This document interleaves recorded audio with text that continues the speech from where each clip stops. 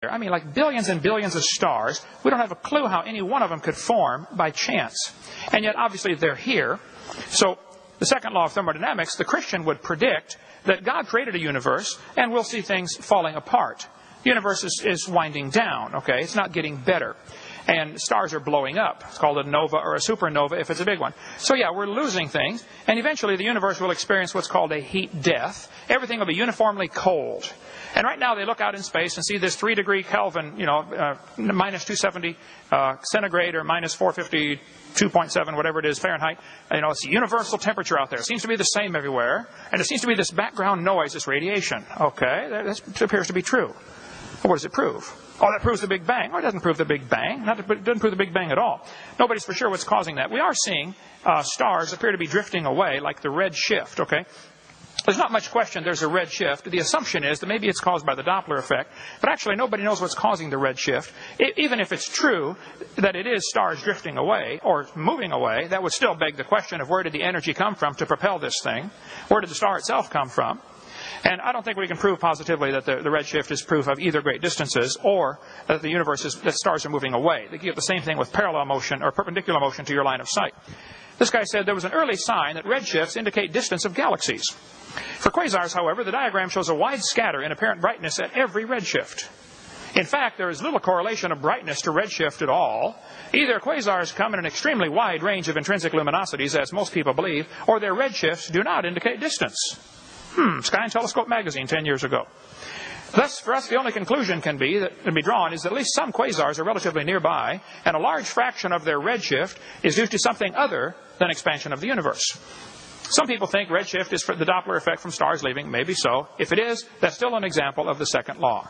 We see things get old, they die, they fall apart, and if their philosophy of life is you're only here to pass on your genes, that's the only reason you exist, eat, drink, and be merry, tomorrow we die, that's a pretty pessimistic worldview. I think there's a much better view than that. You were created in God's image with a purpose. It's true everything's falling apart. The heavens wax old. I'm getting old. Everything's falling apart. My car's falling apart. Everything falls apart. How did it get wound up? Where did the initial organization, energy, and intelligence come from? Information is consistently being lost. Every time your DNA replicates, the little pieces break off, and it's like split ends on a hair, and eventually you can only replicate it so many times, and it quits replicating, and you die.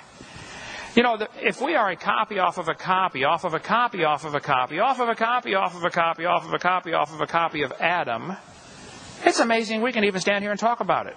Okay? The information must have been incredible in the original because it's been degrading ever since.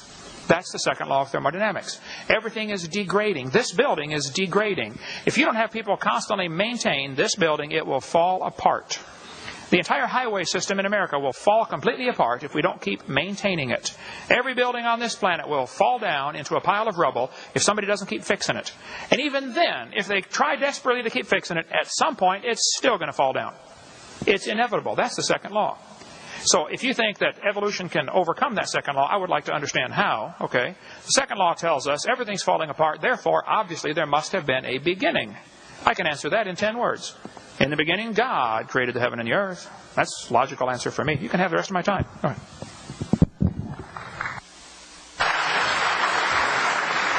Are we supposed to rebut this? I'll try.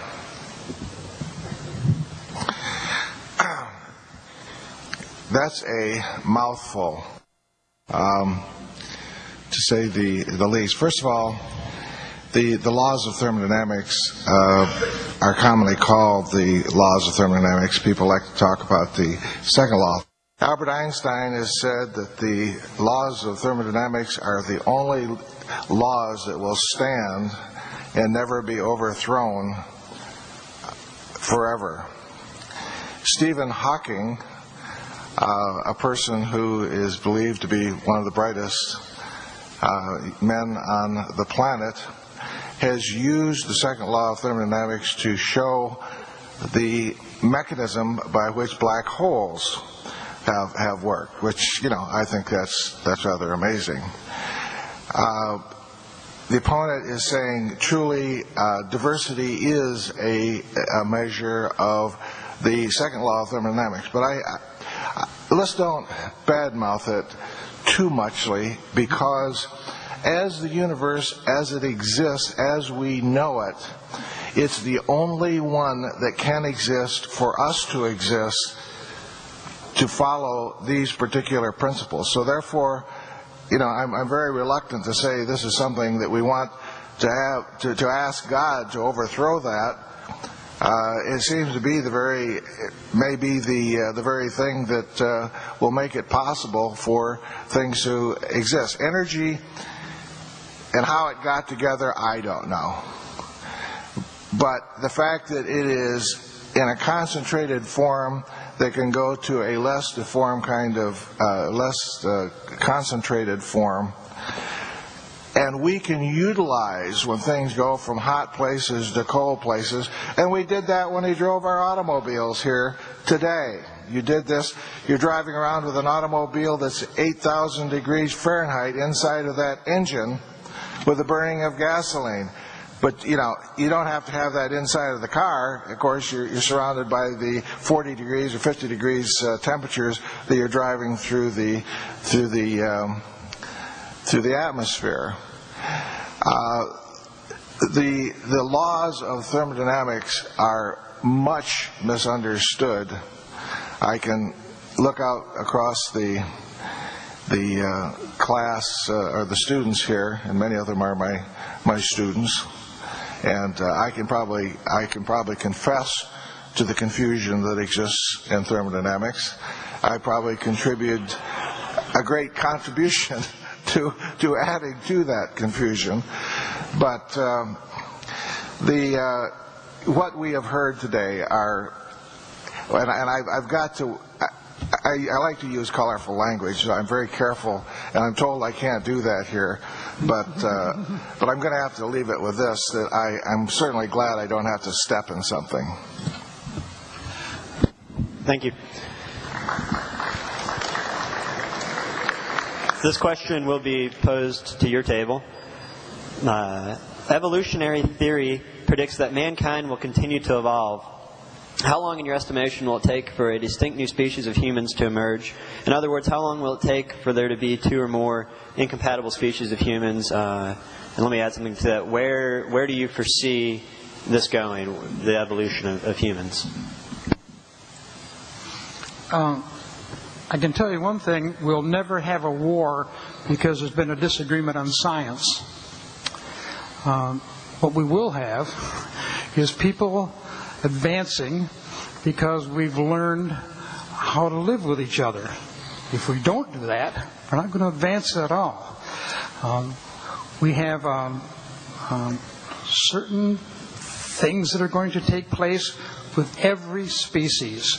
If we go back and look how species have evolved over time, we can see that almost everything that's ever lived on this planet is extinct. Evolution is a really inefficient situation. Well, as a matter of fact, the intelligent designer is about as inefficient as you can get. Do you know how many kids die every year because they choke to death because our throat and our windpipe are so close together? I mean, whoever designed that? A first-year engineering student could do better than that. Just think how many people in this audience probably got all kinds of hang-ups because we've got a system that gets rid of our waste material right into a system that we reproduce with. I mean, there's all kinds of animals that got better reproductive systems than that. They don't, that the intelligent designer designed a snail that has his anus right above his mouth? Come on, who did that? We can explain those things by looking at evolution. You can't explain those things by looking at a designer. The designer did a terrible job on the eye. People have eye problems because the nerves in the cornea and the nerves in the retina are in the wrong place. And it happened that way because that was the only thing evolution had to work with. There's all kinds of problems with design in the world. There's all kinds of problems with evolution. And what happens is we try to correct them. Now, what's going to happen to us in the future? It'll depend on us. I mean, I like the question because what it involves is ecology, it involves environment, it involves saving the planet, it involves, what it involves is understanding evolution.